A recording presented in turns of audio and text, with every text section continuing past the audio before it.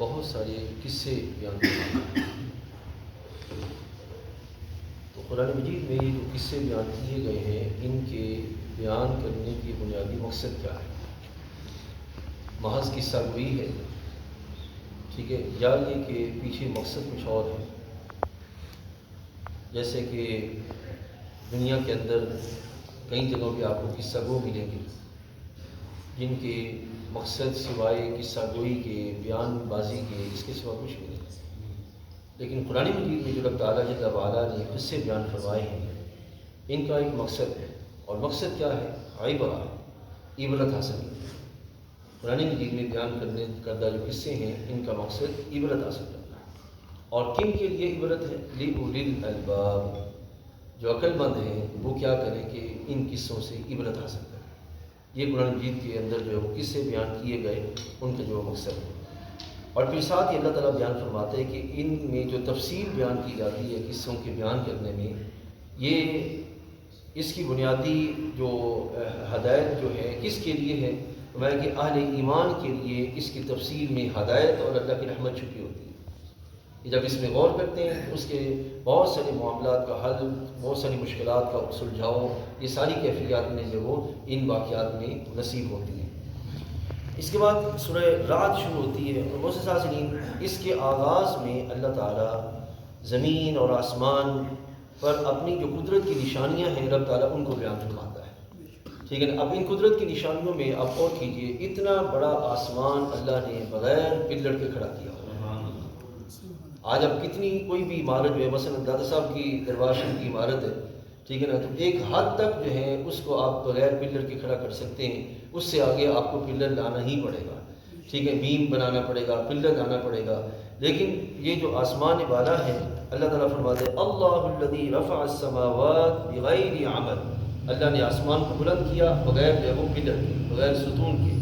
ثم استوى علی العرش، پھر اللہ تعالیٰ نے عرش کا ارادہ فرمایا، ٹھیک ہے۔ یاد رکھیے گا، بعض لوگوں کے ہاں یہ چیز غلط فہمی ہے کہ اللہ تعالیٰ جل وعلا عرش پر متمکن ہے، حالانکہ اللہ تعالیٰ کی ذات ایسی نہیں ہے جو کسی جگہ پر سمو سکے، ٹھہر سکے، ٹھیک ہے نا جی، اس کی شان اس سے ولا ہے، وہ عرش کا محتاج نہیں ہے، کیونکہ عرش اللہ کی مخلوق ہے اور اللہ مخلوق کی عاجز سے پاک ہے، ٹھیک ہے نا۔ تو یہ کیفیت یاد رکھیے گا۔ ثم استوى کا قرآن مجید میں جو ہے وہ ہے کہ اللہ نے عرش کا ارادہ فرمایا۔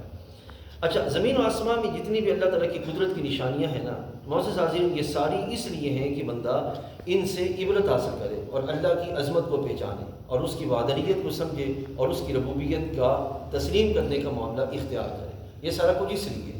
لیکن دور حاضر میں معاملہ اس سے الٹ ہو گیا، وہ بڑا قابل غور ہے۔ وہ یہ ہے کہ دور حاضر میں ان ساری چیزوں سے عبرت حاصل کرنے کے بجائے انٹرٹینمنٹ کے معاملات آ گئے، محض امیوز ہونا، انجوائے کرنا، یہ چیزیں آ گئی۔ اس سے نتیجہ کیا نکلا کہ جو ہدایت کا اصل مقصد تھا وہ پیچھے رہ گیا، ٹھیک ہے نا۔ ہر چیز کو بندہ جو ہے وہ انجوائمنٹ کی جو ہے وہ طرف جو ہے وہ چل پڑا، ٹھیک ہے۔ تو جو مقصد ہدایت ہے وہ رب تعالیٰ جل وعلا کی، اور اسی چیز کو اللہ تعالیٰ بار بار ارشاد فرماتا ہے، ان اللہ لا یغیر ما بقوم حتی یغیروا ما بانفسہم، اللہ تعالیٰ اس وقت تک کسی قوم کی حالت نہیں بدلتا جب تک وہ قوم خود اپنے آپ کو بدلنے کا ارادہ نہ کرے، ٹھیک ہے۔ یہ حقیقت ہے جو رب تعالیٰ جل وعلا بیان فرماتے ہیں۔ اس کے بعد خالق کائنات جل وعلا اپنی مختلف پہلوؤں کے اعتبار سے رب تعالیٰ زمین اور آسمان کی طرف اشارہ کرتے ہوئے فرماتے ہیں کہ ذرا دیکھو کہ زمین اور آسمان طوعا وکرہا، بخوشی اور بجبر اللہ تعالیٰ کی اطاعت کی طرف ہے، ٹھیک ہے۔ اور آپ کبھی دیکھیے، غور کیجئے کہ جب جو ہے وہ سورج چڑھتا ہے تو سایہ کس کی طرف ہوتا ہے؟ یعنی کہ سایہ جو وہ اس طرف ہوتا ہے، جب ادھر سے سورج چڑھتا ہے طلوع ہوتا ہے تو سایہ اس طرف ہوتا ہے، یعنی کہ اس طرف جو وہ جو کوئی بھی شے ہو اس کا سایہ اس طرف ہوتا ہے۔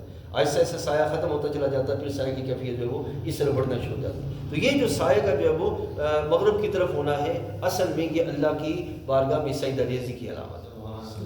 وَلِلَّهِ يَسْجُدُ مَن فِي السَّمَاوَاتِ وَالْأَرْضِ، جو بھی زمین و آسمان میں ہے وہ اللہ تعالیٰ جل وعلا کی بارگاہ میں صبح و شام، وَظِلَالُهُم بِالْغُدُوِّ وَالْآصَالِ، کہ صبح و شام ان کی جو سائے بڑھتے ہیں یہ اللہ تعالیٰ کی بارگاہ میں سجدہ ریزی کی علامت ہے، ٹھیک ہے۔ اب معزز حاضرین یاد رکھیے گا، جو بندہ شرک کی طرف جاتا ہے نا اس کا نقصان یہ ہوتا ہے کہ وہ شعور کی حالت سے ختم ہو جاتا ہے، شعور اس کا ختم ہو جاتا ہے۔ اور شعور کا نقصان کے ختم ہونے کا نقصان یہ ہوتا ہے کہ وہ بندہ پھر نفس پرستی میں ہی الجھا رہتا ہے، اور جو عظیم مقاصد ہوتے ہیں ان کی طرف بڑھنا اس کے لیے مشکل ہوتا ہے۔ ٹھیک ہے، اللہ تعالیٰ جل وعلا یہاں پہ اس چیز کو بیان فرماتا ہے کہ فَأَمَّا الزَّبَدُ فَيَذْهَبُ جُفَاءً، جو جھاگ ہوتی ہے وہ ختم ہو جاتی ہے، وَأَمَّا مَا يَنْفَعُ النَّاسَ فَيَمْكُثُ فِي الْأَرْضِ، جو نفع دینے والی شے ہوتی ہے وہ باقی رہ جاتی ہے۔ ٹھیک ہے، تو یہ بندہ مومن کو ایسا بنایا گیا کہ یہ نفع دینے والا بن جائے اپنے فکر کے ذریعے، اپنے عمل کے ذریعے، اپنے رویوں کے ذریعے، لیکن یہ تبھی ممکن ہوگا کہ جب اس کی اپنی اصلاح کا معاملہ ہوگا، اور شرک سے ان کو جو اس سے جو نکلنے کا معاملہ فرمایا۔